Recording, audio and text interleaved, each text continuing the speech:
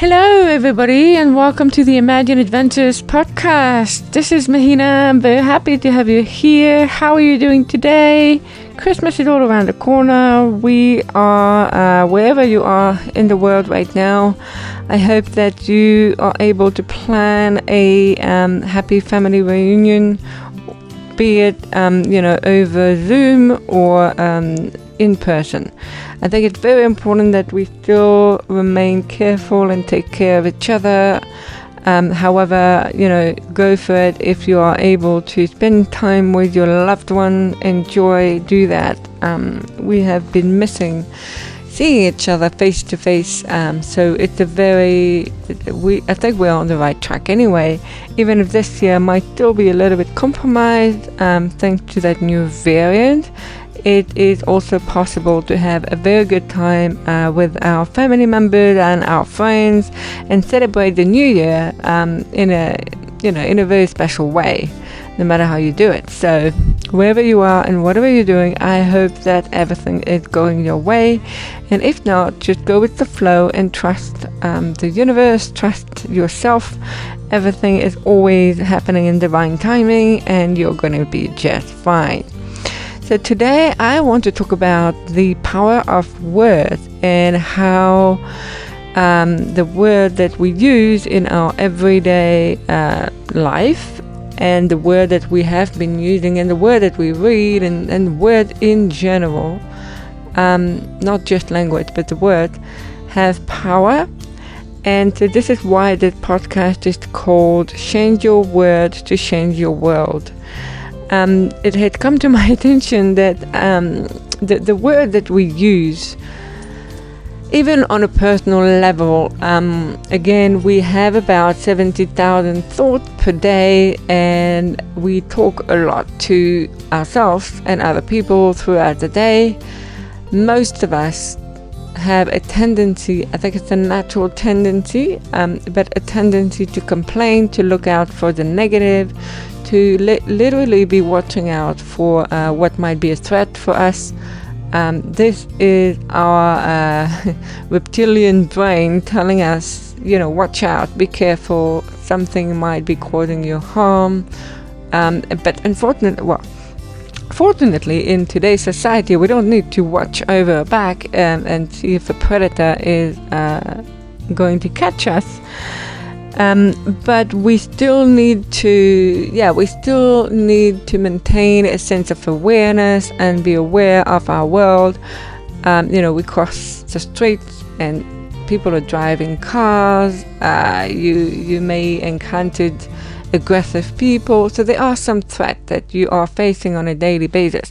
However, they are not always life-threatening, and so it's very important to be mindful of the word that we use to talk to ourselves and to talk to the people around us. So again, like I said before, words have a vibration. Each word has a vibration. Each letter has a vibration. What's also very interesting is that a lot of spiritual teachers and even mathematicians have proven that a word will have its equivalent in numbers. We all know that with astrologists, and they work with numbers. So your word has a corresponding number, and this number has a corresponding frequency, and this frequency has a meaning, and this meaning literally shapes your word, your life, your personality, and everything. So words are very, very important in the way that we should be using them, I believe, with a lot more care, and we should be overall a lot more positive about the word that we use, and be mindful, just be careful. It's very easy to get carried away on a daily basis when we are trapped in the daily activities that we do. Your child comes home from school and is very upset and might use some word that really annoy you, and then in exchange or in return, you will also be saying things that literally you are thinking, and you might not be thinking about the word you're going to use. You just say them as you think them. Now, we've been we all know that saying, well, in French, they do it anyway. I don't know about the English culture, but when I was growing up, my parents would tell us, roll your tongue in your mouth 10 times before you say something. Obviously, we don't do it, but I think if we did, it would definitely help us. But on a more general scale, really, look at how words have been used throughout the centuries, really. In Buddhism, the word Om, it has a very sacred meaning, but it's not just a spiritual word. It's not just a mantra that people practice. It is a mantra, but it is also on a psychological level something that they do on a regular basis that makes them feel good. And it is also on a scientific level, it is definitely, it's been proven to affect our health and our well-being and make us feel better and literally change our DNA, really. So this is very powerful. We can take the example of any old civilization or like the Egyptians, they used drawings as words, but for them it was a language.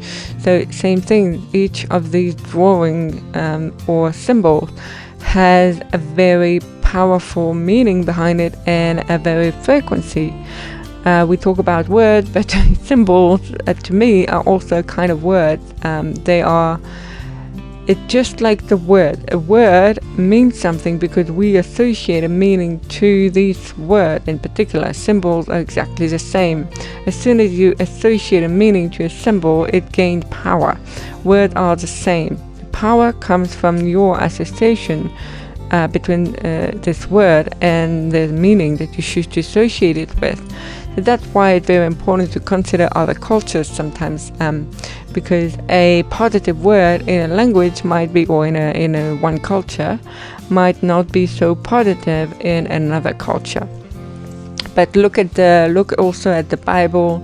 Words. The written word also had a very powerful. It has a lot of power. It conveys stories, it creates sentences, it creates new world, it literally, again, it shapes our reality. Everything that we hear, that we speak, create or help shape and create our reality. So it's very important to be mindful of the word we use. I honestly believe in the power of prayer.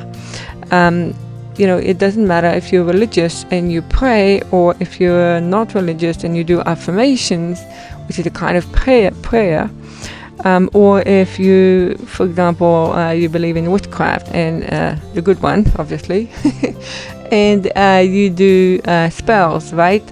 It's the same thing. Incantations have been used throughout the ages. These words, the way they are put together, it's almost like when you play different musical instruments, and then in the end you have a symphony, an orchestra, and this is exactly what we are doing. Music is also very powerful, by the way, and I will do a podcast on that at some stage. But so by using the word and creating a sentence, we created symphony. So you can, when you say, I feel beautiful and I feel loved and I am wonderful and everything is always working out for me, these things, or thank you, God, for everything you've given me in my life so far,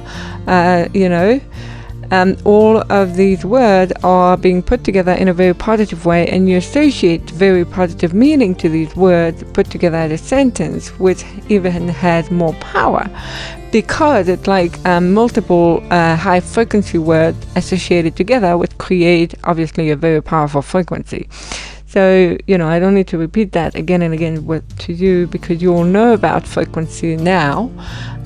But it is just always something that's good to remember throughout the day, because we really forget it, and it's absolutely normal. It's part of being human. But if we think about it, and it's actually very nice if you spend some time, maybe a day minimum, and try to do up to a week, You can even put your alarm on a few times during the day. So I've done that, and I've put my alarm on 5 times each day for a week. And every time that I put the alarm on and the alarm was ringing, I would think about the 5 first words that come to my mind. And what happened is I would realize that I would be in the middle of something, the alarm would go off, and then, if, for example, I'm really stressed about driving an hour away to visit a doctor, for example, or to do some shopping that I don't want to do because it's cold and it's winter and it's not nice and the road's not nice and the weather is not nice. So all of these, exactly what I've just told you, was very negative, and it just came out just like that because I put the alarm and it just rang, and it rang when I was just thinking that. So I actually put into words what I was thinking at the time, and it was overall very negative. So it's very important to see. It will really help you notice a pattern that most of the time our thoughts, without even meaning to do that, are very negative, and our thoughts are words that we are putting together in our mind. We have a voice in our mind. We have a way of making sense of what's happening around us and within us in our mind. So it's just a very nice thing to do, and then as you do that more and more, you will become more and more aware, and you'll be able to catch yourself every time that you have a negative word coming up, whether it is when you talk to someone or whether it is when you are thinking to yourself. Then you'll be able to catch it and redirect it. And when you catch it and you think, oh, the weather is not nice, you can say, okay, so today is a very cozy day to be in bed. I have to go and do what I have to do outside, but as soon as I come back, I will be able to be warm and cozy again. Something like that. You can catch it, twist it, and just use it the way you want. And then also on a daily basis, if you start to choose, so again, becoming very, very aware of the way you use words in your own personal world will show you what kind of world you really live in. And if you really do that properly, and I would recommend to do that for at least a month, so do that little audit thing and put reminders and check your thought, but also just take some time every morning and every night to find out what kind of words you're saying to yourself and to other people, and just again become more and more aware. And there are so many words that I believe we should be more conscious of the way we use them, especially in front of children or in front of people that we care about, because they can, we forget that words are two sides of the same coin. When you use a word, you can be saying, well, let's say I need a hug, right? Which sounds very harmless and like something really nice that you're asking your partner, for example.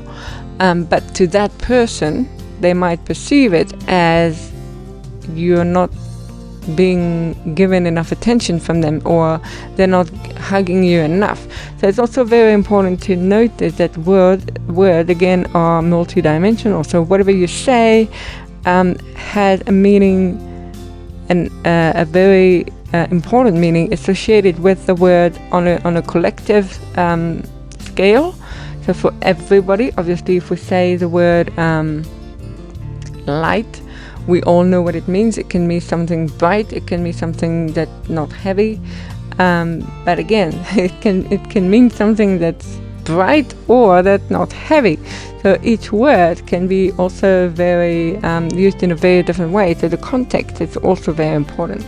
And again, just be aware, be tactful enough to try and put yourself in the other person's shoes, and try and understand how they might perceive the word that you're using. And I think that's very important to do with, especially with our children. Some example that I like to use is, for example, instead of saying to someone, be it a child or even an adult, you are going to overcome this obstacle. Now, this is a very positive sentence. However, I think that using the word challenge instead of obstacle has very different energy or vibration to it. So if you look at these two words, what do you feel like? When I tell you obstacle, what do you see? What do you feel? And when I tell you challenges, what do you see? What do you feel? So for me, for example, obstacle, instantly I see a wall, I see steps going upwards, I see brick concrete, I see something not natural, I see difficulties, I feel something is going to be hard. It's just like overall, it's not necessarily negative, but it is heavy. It has a lower frequency in a way. When I hear challenges, it's so uplifting. You instantly feel like you are basically sliding up a slope. Let's say on a snowy mountain, on a snowboard, you're sliding up that slope, and then you're sliding down and back up. So you're literally, or if you're using a boat in a river, you're literally going with the flow, but doing something that pushes you a little bit. You still have to go up the slope, and it scares you a little bit, and you want to do it, but you're really excited. So that feeling of excitement, that feeling of going with the flow, it is much lighter as a word. So the frequency of the word is so much higher.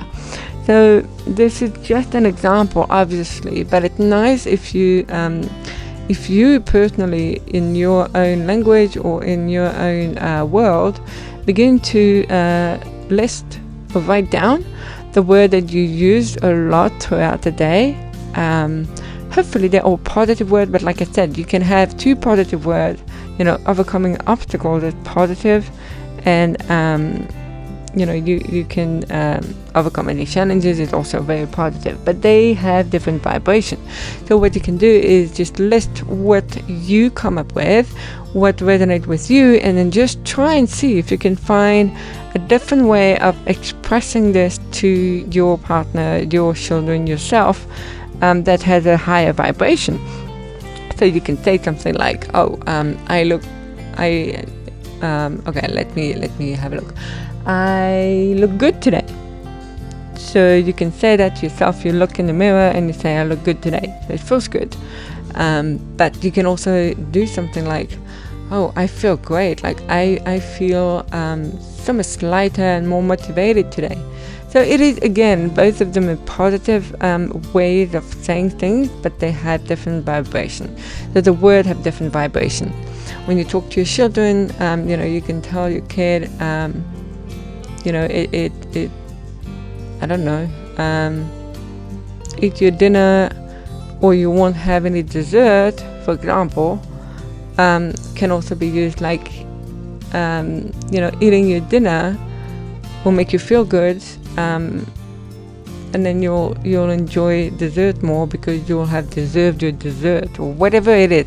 I mean, I personally don't have children, so I wouldn't be able to give you specific advice on that. But again, like even with the word like obstacles or challenges, when you talk to your kids when they go to school, I think it's part of how we grow up.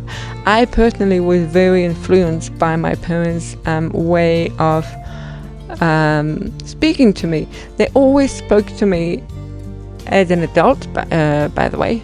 We never had a separate table for kids. We always used to hang out with the kid and adult together. So we had very adult conversation, very serious conversation, although the adult did have a lot of fun and made a lot of jokes. but it was fun growing up that way. And I also got to understand a lot of things, but they also were careful of the word that they were using. And my parents always pushed me to follow my passion, to follow my heart. They used very uplifting, positive words. They kept saying that, I was wonderful. I could always, I was doing wonderful, but I could do even better if I want to. They kept saying that they trusted me. They still say that. They trust whatever I do. But this is all thanks to them, because I trusted their word. And it manifested in my reality. So the word that they used definitely stayed with me. Something my mom said was, where there's a will, there's a way. She said it for so many years, and it never clicked for me as a kid until I was 20 years old. And I watched a video that changed my life, and I made the decision to become a wildlife journalist, which I was for 7 years, and I loved it. But you never know what kind of impact your word will have on someone's life. It can be your family members, your children, your partner, your parents, but it can also be a stranger. You can. When I'm in the street and I see a lady with beautiful eyes or a beautiful dress or a beautiful hair, I tell her, not because I care about the way she looks in a way, I just feel that she feels good and she deserves to hear it. And it's just like compliment, if we shared compliment to each other a lot more, again, it would shape our reality in a different ways. So it's very, very important to remember. And that you are the book that you read, right? If you look at the books that you've been reading throughout your life, don't you find that either the characters in the book have defined you or have influenced you in your career, in the way you are, or you look for books which contain characters that are more like you. Maybe adventurous characters or nerdy characters or any kind of character or powerful characters. So it's a very interesting thing. We are the book that we read, we are the word that we speak, we are the frequency that we emit, the signal that we emit to the universe. And again, as a quantum manifestation coach, this is what I work on with my client.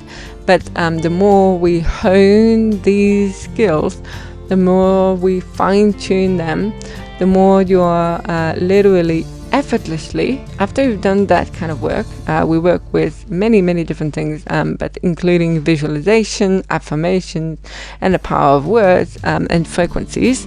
Then, the more you do the basic work, the more you have, you build a very strong foundation and a very positive foundation, the easier it becomes to attract what you want in your life. Things you want in your life, they're literally going to flow to you. You're not going to have to chase them. It will be automatic. You will be enjoying the journey and understanding the process and doing the work on a daily basis, because it is a daily basis work. It's never something that you can take for granted. But once you do that, then it is fine. It is like sending the universe a constant, beautiful, positive, uplifting signal that is more and more and more and more powerful, that is way more consistent, that becomes, the more you do that, the more your brain changes, the more your body changes, the more your mind changes, the more your psychology or your way of thinking and speaking changes, the more, and this is how you begin to really impact the world and the people around you. Because as you change, the world around you change. And this is this very powerful quote that I will always remember and I live by. If you change the way you look at things, the way the things you look at will change. But I feel that if you change the way you speak about things, the things that you speak about will also change. So there you go, people. That was a little bit serious, but I hope you enjoyed it. Yes, because words have power, okay? You have power as a human being, and words are one of the tools that we can use to make our life the way we want it. We can create our ideal life using our words. So if you have any questions, feel free to get in touch. Send me a private message on Facebook, on Instagram, via email, or check out my website at www.mahinaperot.com. And otherwise, I will be talking to you next week, and I hope that you have a beautiful evening or day. And by the way, next week will be the 24th, so Christmas Eve. So I look forward to that. And yes, have a beautiful, beautiful end of day, beginning of the day, evening, night. And we'll be talking to you soon. Take care, everybody. Bye.